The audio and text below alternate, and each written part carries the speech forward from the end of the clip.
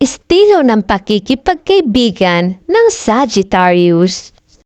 Ang Sagittarius ay tapat, mapagmahal, at ang uri ng tao na maaaring mong maramdaman ay may iyong likod kahit nakilala mo lamang ang mga ito sa loob ng 24 na oras. Iyan na isinabi ang isang Sagittarius ay hindi interesado sa iyong drama at walang maraming pasensya para sa mga kaibigan na nagsasabi ng isang bagay at gumagawa ng isa pa. Ang isang Sagittarius ay hindi kapani-paniwala na tapat, ngunit hindi mag-atubiling ipaalam sa iyo kung nakikita nila ang mga anumang mga pagkakamali o anumang bagay na nararamdaman nila na maaari mong gawin ang mas mahusay. Ang isang Sagittarius ay nangongolekta ng mga kaibigan, ngunit maaaring hindi ang pinakamahusay sa pagpapanatili. Gusto nila ng pagkakaibigan ng real time. Ang mga ito ay mahusay na muling pagkonekta sa pagkatapos ng isang dekada o 2 laps. At huwag mag-alala tungkol sa mga maliliit na bagay sa kanilang isipan. Ang mahabang pag-uusap ay malayo, mas mahusay kaysa sa isang birthday card. Kaibigang tugma para sa Sagittarius ay si Aquarius. Ang fire sign at air sign na ito ay maaaring maging isang mahusay na tugma. Ang parehong mga palatandaan ay adventurous, independent, at marcha sa beat ng iyong sariling drums. Ni tanda ay lubhang nababahala sa dapat ng isang pagkakaibigan at parehong interesado sa pagkuha ng malaman ang bawat isa sa isang mas malalim na antas. Ang pares ng mga kaibigan ito ay maaaring itulak ang bawat isa upang galugarin, maglakbay at makakuha ng out ng kanilang kaginhawaan na zone. Tapat din sila sa isa't isa at ang tunay na naglalabas ng pinakamaganda sa isa't isa.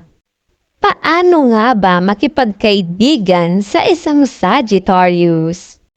Maging adventurous, matapang at spur. Ang mga ito sa isang maliit na beat. Ang isang Sagittarius ay nagmamahal sa isang hamon. Sabihin sa kanila na i-play ka sa table tennis, pumunta sa head-to-head sa bar trivia o kahit na ibahagi ang isang bagay na natutunan mo mula sa isang kamakailang artikulo o aklat ng balita at simulan ang isang debate. Ang isang Sagittarius ay mahilig mag-isip ng nakapaa at hinahangaan ang malayang pag-iisip.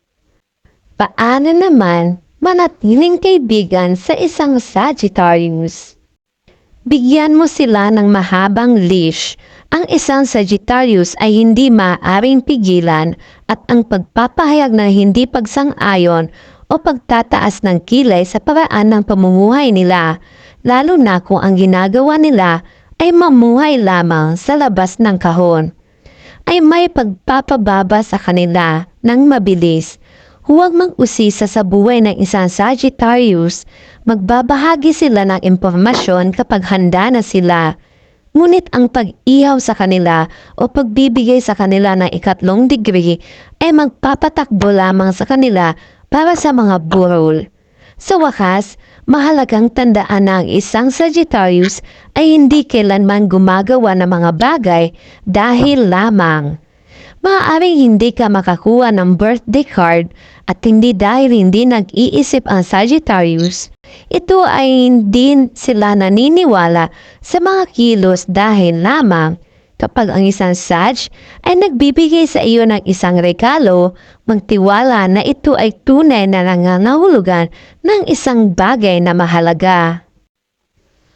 3 mga dahilan kung bakit magaling sa pakikipagkaibigan ang mga Sagittarius.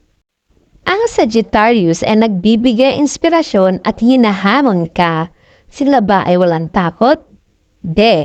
Nararamdaman nila ang takot at ginagawa pa rin nila ito.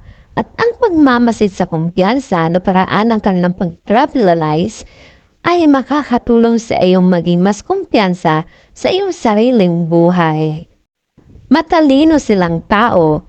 Ngunit ng isang Sagittarius na nagsasalita tungkol sa isang paksang gusto niya at palagi kang matututo ng bago at at malamang na lumayo sa pag-uusap na parang gusto mo ring magsagawa ng malalim na pagsisid sa paksang iyon. Ang tapat na Sagittarius ay hindi kailanman magsasalita sa likod mo at kung hindi sila masaya sa iyo, maririnig mo muna mula sa kanila. Ang mga Sag ay hindi interesado sa drama at isang away ang palaging maglalapit sa iyo.